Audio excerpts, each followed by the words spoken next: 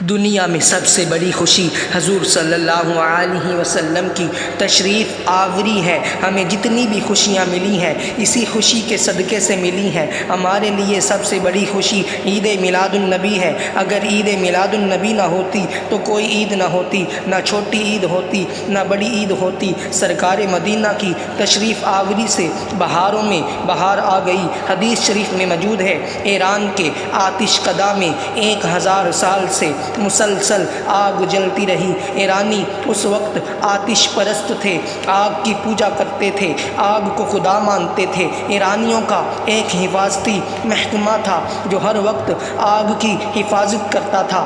تیز ہوا چل جائے یا بارش کا امکان ہو، ایرانیوں کو فکر پڑ جاتی تھی کہ ہوا اور بارش ہمارے خدا کو بجھا نہ دے، اس لیے آگ کو بچانے کے لیے ان کے پاس بڑے حفاظتی انتظامات تھے۔ 1000 سال سے مسلسل آگ جل رہی تھی۔ جس دن میرے آقا تشریف لائے، ایرانی آتش کدہ کی آگ خود بخود بجھ گئی۔ نہ ہوا، نہ آندھی، نہ طوفان، آگ خود بخود بجھ گئی۔